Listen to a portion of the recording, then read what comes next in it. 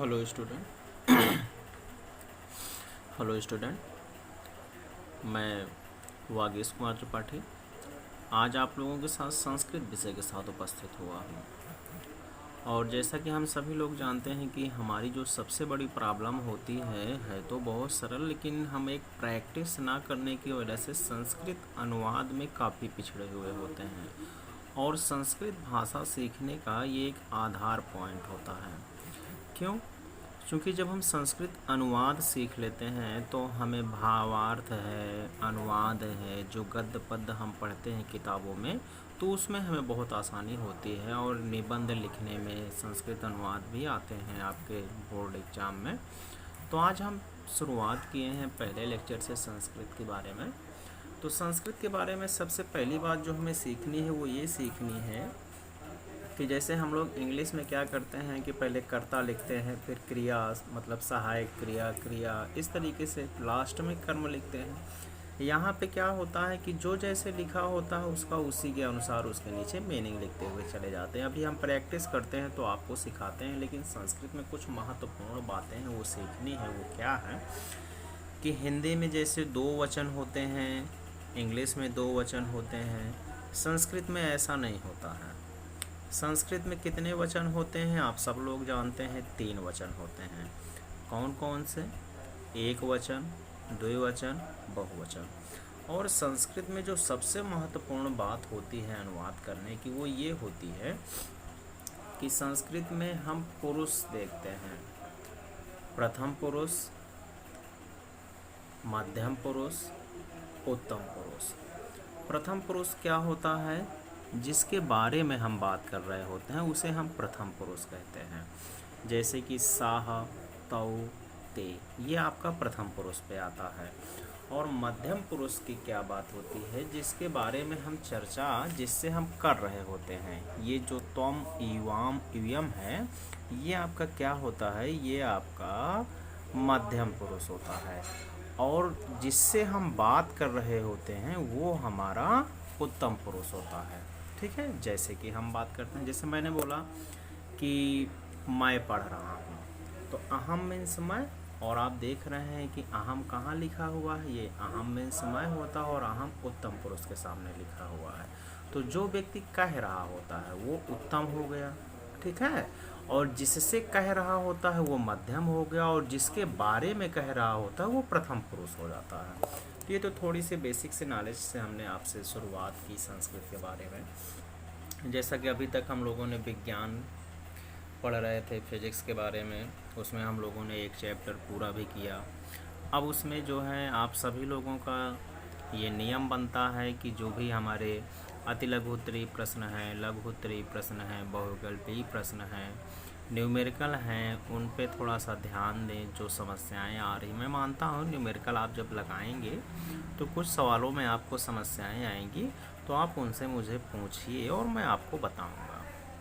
तो संस्कृत में जब हम बात करते हैं तो संस्कृत का सबसे पहला जो नियम हम देखते हैं, तो आप लोग देखते हैं कि कर्ता के अनुसार क्रिया का वचन और पुरुष होता है।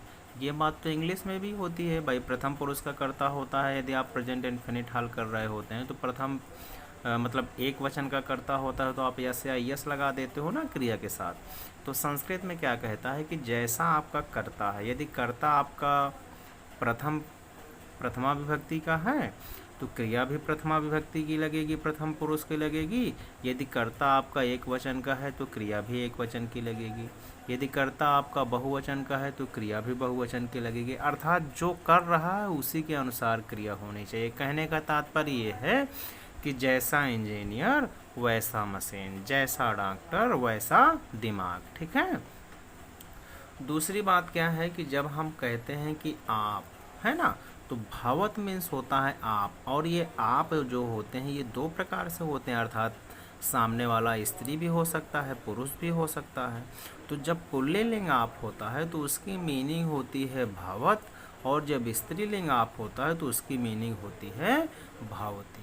तो यहाँ पे पॉइंट नोट करने वाली बात क्या है कि जैसे हमने अभी आपको बताया कि जिससे आप बात करोगे, जैसे हम आपसे कह रहे हैं ना कि कि आप ये काम कर लो, तो हम आपसे बात कर रहे हैं, तो जिससे हम बात करते हैं वो क्या होता है, वो मध्यम पुरुष होता है। ये देखो मध्यम पुरुष है ना, तो अब मध्यम पुरुष के साथ क्या आएगा, ये वाली कर्ता मतलब क्रियाएं आएंगी।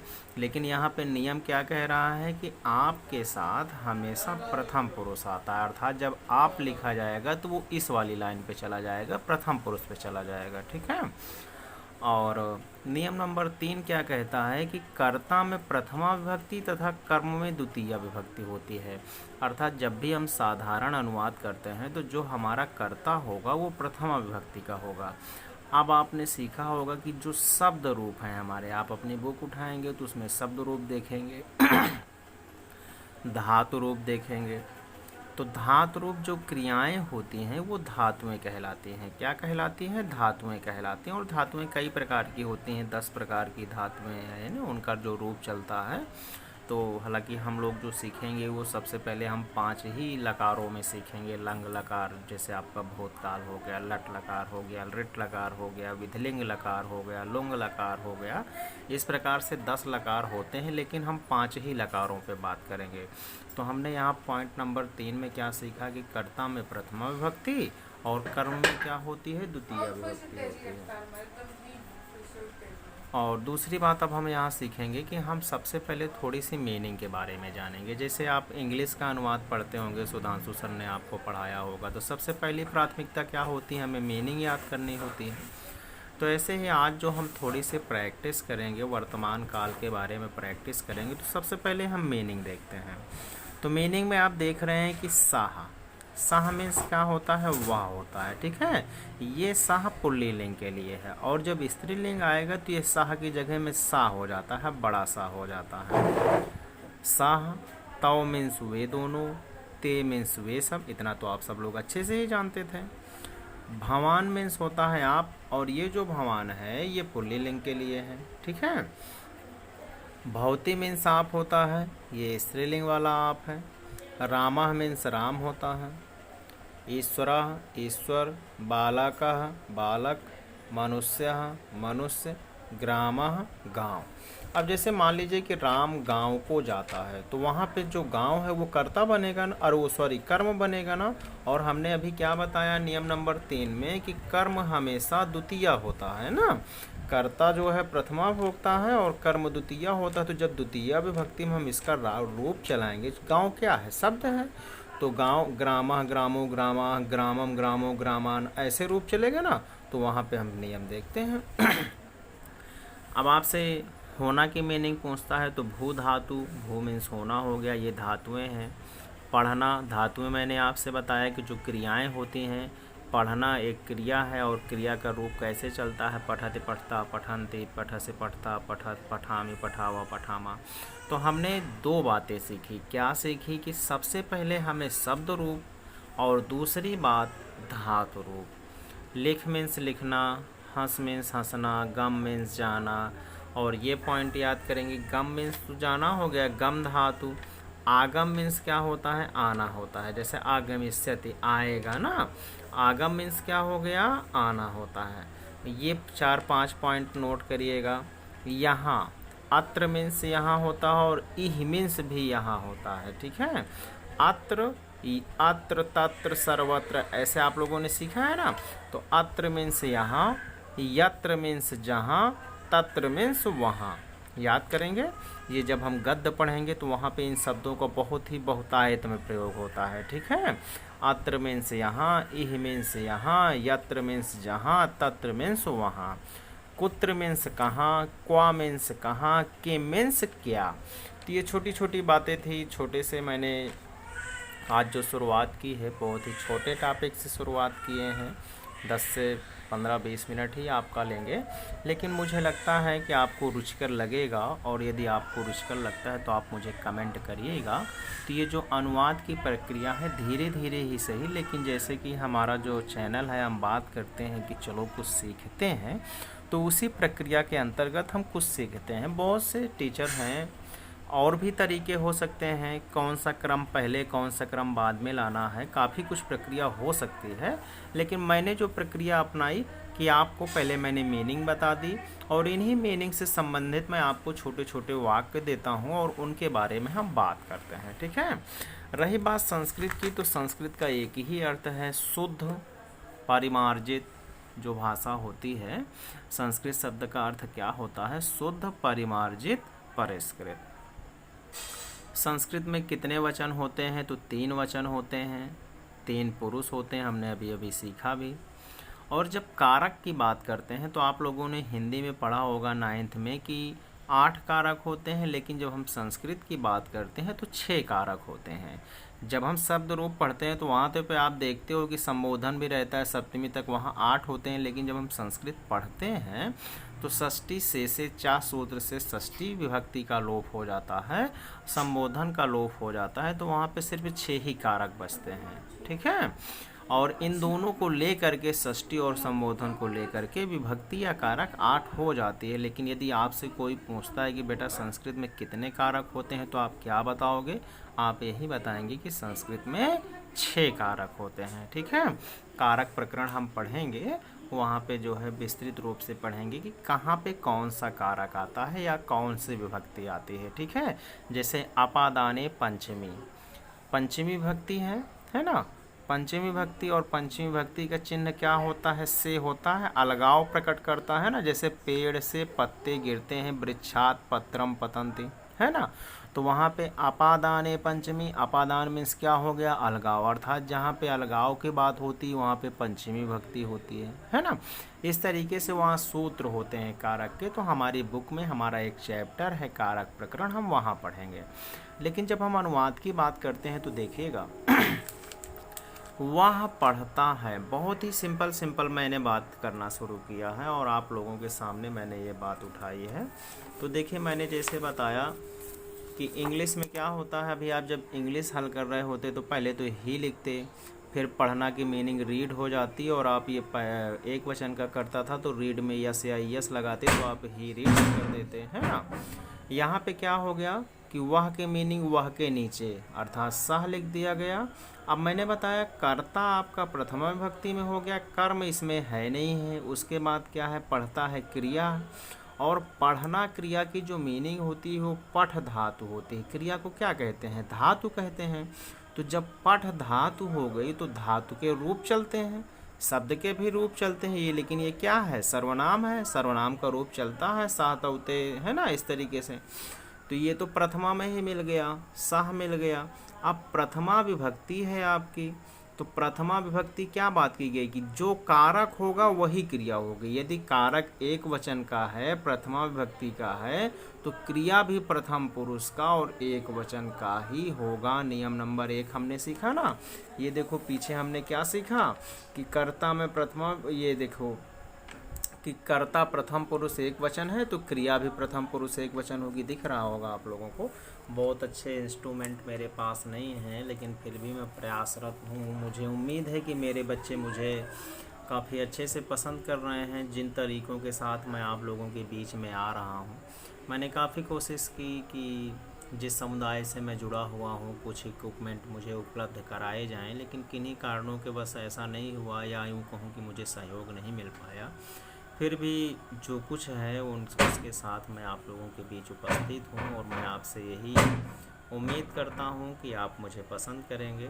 जो भी कमियां हैं आप बताइएगा, मुझे सिखाइएगा, क्योंकि सीखने के लिए जो व्यक्ति हर वक्त उपस्थित रहता है वही एक दिन दूसरों को भी सिखाता और स्वयं सीखता है। तो मैं अपनी बात आगे शुरू करता हूँ, अपने टॉपिक पे आता हूँ। हम बात कर रहे थे वह पढ़ता है, तो वह की मीनिंग सह हो गया। अब पढ़ना क्या है? क्रिया है, और पढ़ना क्रिया की जो मीनिंग होती है पठ होती है। अब ये धातु है ना, मैंने बताया क्रियाएं क्या होती हैं? धातुएं होती हैं। और जो करता है वो क्या होते हैं? वो शब्द रूप। तो धातु रूप पठ धातु है।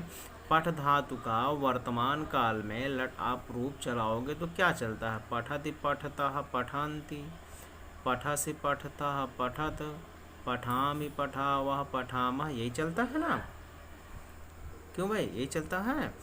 देखिएगा, तो वह की मीनिंग हो गई सह, और पढ़ता है प्रथम पुरुष में पठति पठताः पठन्ति, है ना। तो क्या आएगा, सहकर्ता के साथ क्या आएगा, पठति आएगा। इतना तो आप लोग अच्छे से जानते ही हैं। इसी तरीके वे दो पढ़ते हैं, तो आपको मैंने बताया कि वे दो की मीनिंग क्या होती है, तो होती है। अब ये द्विवचन है ना, ये द्विवचन है, तो अब यहाँ पे जो क्रिया आएगी वो भी द्विवचन की आएगी। तो क्या है, प्रथम पुरुष है, तो क्रिया भी प्रथम पुरुष की ही आएगी। तो प्रथम पुरुष में द्विवचन में पठ धातु का रूप क्या आता है, पढ़ता हो जाता है। ऐसे ही वे सब पढ़ते हैं। अब यहाँ पे देखो कर्ता क्या है, वे सब। अब वे सब की मीनिंग क्या होती है, ते होती है। हमने ते लिख दिया। अब ये जो ते था ये प्रथम पुरुष बहुवचन था, तो जो क्रिया है वो भी प्रथम पुरुष बहुवचन की आनी है ना। क्यों आनी है, क्योंकि ये संस्कृत का नियम है। संस्कृत का नियम अर्थात संस्कृत व्याकरण हमें ये सिखाती है कि यदि आप अनुवाद करते हैं तो आपको ये नियम फॉलो करने हैं। तो वे सब की मीनिंग ते, पढ़ते हैं की मीनिंग पठन्ति, ते पठन्ति। अब यदि हम दूसरी बात करें, अगले अनुवाद की बात करें, यहाँ मैंने लिखा नहीं था, मैंने ये इस वजह से नहीं लिखा कि शायद मेरे बच्चे अपना जो है समझें और मुझे बताएं। अब आप बताइएगा, आप यहाँ आते हैं, क्या कह रहा है, आप यहाँ आते हैं, तो आपकी मीनिंग क्या होती है, आपकी मीनिंग मैंने बताया था, देखिएगा आप यहाँ पे कहीं लिखा होगा आप लोगों ने, आपकी मीनिंग होती है भवान। क्या होती है, भवान। मैंने इसलिए आपको दिखाया कि आप जा करके उस मीनिंग को देखें। मैंने बताया था कि पुल्लिंग है तो भवान है और स्त्रीलिंग है तो भवती होता है। पूछ रहा है आप, है ना, तो आप है, तो आपके लिए आप क्या लिख दोगे, आपने लिख दिया भवान, ठीक है। अब आपकी मीनिंग आपने भवान लिख दिया, और यहाँ की मीनिंग आपकी क्या होती है, यहाँ की मीनिंग होती है अत्र। क्या होती है, अत्र, ठीक है, भवान अत्र। अब आते हैं, तो हमने क्या बताया था कि ये जो भवान है, आप काहे में जाता है, प्रथम पुरुष में जाता है। अब आप आपका एक वचन हो गया, और आना काहे में होता है, आगम धातु है, और जब आप आगम का रूप चलाते हैं तो प्रथम पुरुष एक वचन आपका करता है, तो आपकी जो क्रिया है वो भी प्रथम पुरुष एक वचन होगी। तो प्रथम पुरुष एक वचन का रूप क्या हो जाता है, आगम का, आगच्छति। क्या हो जाता है, आगच्छति। भवान अत्र आगच्छति। आप दोनों हंसते हैं। क्या कह रहा है, आप दोनों हंसते हैं।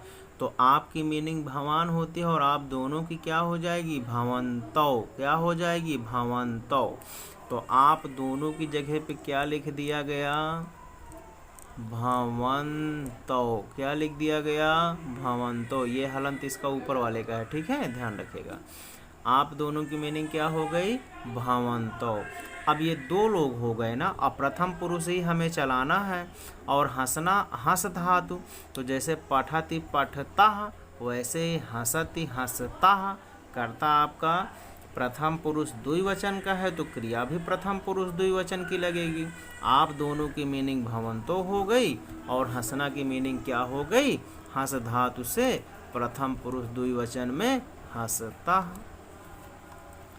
राजा यहाँ आता है। कौन आता है, राजा यहाँ आता है।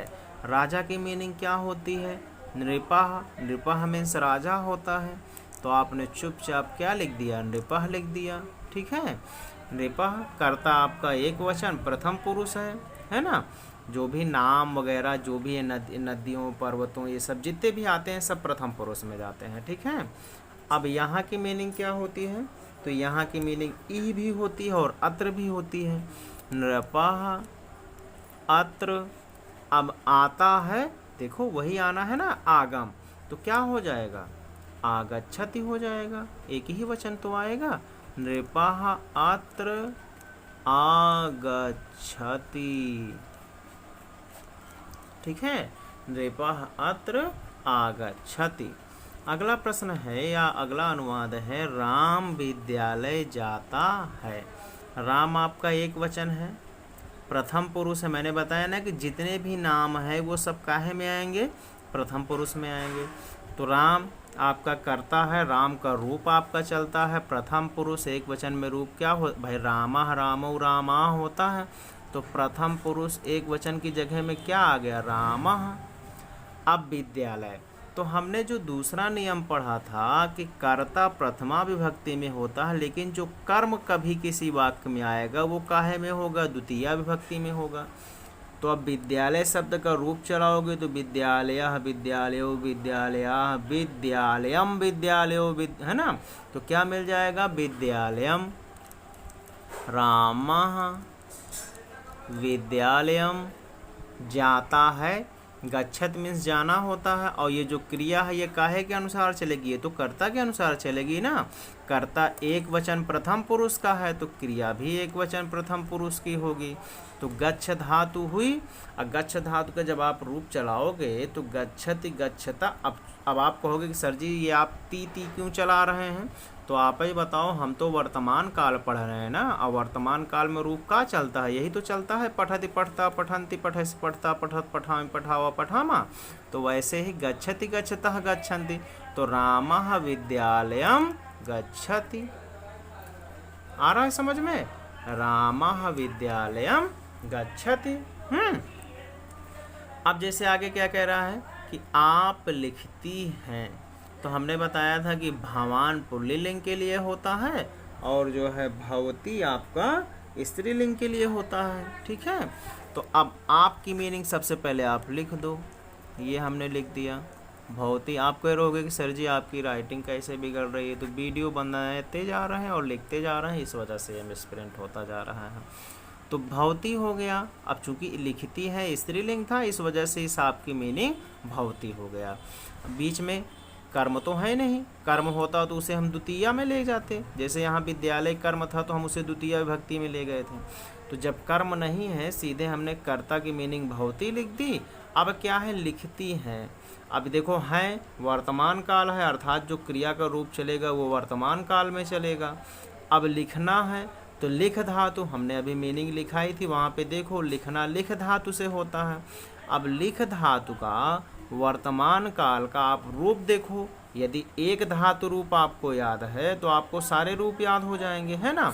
तो आपको एक धातु रूप याद कर लेना है भाई, सब लोगों को एक धातु रूप एक शब्द रूप धीरे धीरे याद करिए, तभी अनुवाद सीख पाएंगे। ये हमारी आपसे गुजारिश कह सकते हैं। और कितने गिरे हुए शब्दों में कहूँ, आदेश तो हम आजकल के बच्चों को दे नहीं सकते वैसे भी, है ना, फिर भी हमारे जो बच्चे हैं वो तो बहुत अच्छे हैं, इसी वजह से हम अपना टाइम निकाल करके अपने बच्चों के लिए उपस्थित हो रहे हैं, जो भी बच्चे हमसे जुड़े हुए हैं। तो आप स्त्रीलिंग है तो भवती हो गया। अब लिखती हैं तो आपने सीधे से सीख लिया कि सर जी बार बार बता रहे हैं कि यार कर्ता जिस जैसा है वैसी ही क्रिया होगी। तो यदि कर्ता हमारा एक वचन का है और प्रथम पुरुष, अब हमने आपसे बताया था पहले कि बेटा ये आप मतलब तुम, और तुम कहाँ जाता है, मध्यम पुरुष में, लेकिन फिर हमने तुरंत आपको बताया कि तुम तो मध्यम पुरुष में जाएगा, लेकिन यदि कहीं पे आप लिखा हुआ है तो वो हमेशा काहे में जाएगा, प्रथम पुरुष में। काहे में जाएगा, प्रथम पुरुष में। नियम में आप देख लीजिएगा, नियम नंबर 2 में हमने लिखाया है। तो आप भवती हो गया।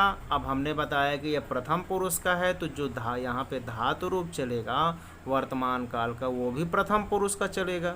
तो प्रथम पुरुष एक वचन में क्या आएगा, भवती लिखती। क्या आएगा, भवती लिखती। आएगा कि नहीं आएगा, जैसे पठती वैसे लिखती, भवती लिखती। अब अच्छा देखते हैं, यहाँ पे मैंने आपको 6 अनुवाद दिए हुए हैं, ठीक है। वे दोनों हंसते हैं, वे दोनों की मीनिंग तो होती है, और हंसना हंस धातु से चल रहा, और सभी आपके वर्तमान काल हैं, ठीक है। लिखना लिख धातु से है।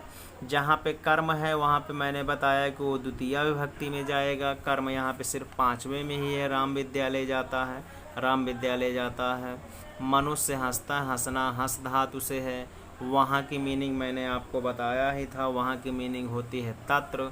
जाना गच्छ धातु है। कुत्र मीन्स कहाँ होता है, लिख मीन्स लिखना होता है। तो ये जो 6 अनुवाद हैं, यदि थोड़ा सा मैंने आज प्रयास किया होगा, आज मेरा संस्कृत का ये पहला लेक्चर था, थोड़ा सा हो सकता है कि मुझसे ना बन पाया हो आप लोगों को समझाते हुए, लेकिन जो मैंने कोशिश की है, और आपने एक बार यदि समझ में नहीं आता है तो आप दोबारा वीडियो चला करके कोशिश करिएगा, तो मुझे पूर्ण विश्वास है कि आपको कहीं ना कहीं समझ में आ जाएगा। देखो ये मैंने 3 नियम बताए थे, फिर हमने आपको बताया था कि कारक संस्कृत में 6 होते हैं, वचन 3 होते हैं, ये आपकी मीनिंग थे। फिर हमने आपको कुछ अनुवाद करने का तरीका बताया कि वर्तमान काल हम ऐसे हल करते हैं, बहुत ही सरल अनुवाद है। अब आप यहाँ सीख गए होंगे कि सर जी कर्ता आप वैसे ही लिखते चले जा रहे हो, जैसे कर्ता वैसे ही हम क्रिया लगाते चले जा रहे हैं, यदि कर्म आता है तो उसे हम द्वितीय विभक्ति में कर देते हैं, बाकी बस वैसे मीनिंग टू मीनिंग लिखते चले जा रहे हैं। तो ये 6 अनुवाद आप करके हमें दिखाएंगे, ठीक है। ये 6 के 6 अनुवाद करके आप हमारे नंबर पे हमको व्हाट्सएप करिएगा, ठीक है। फिर उसके बाद हम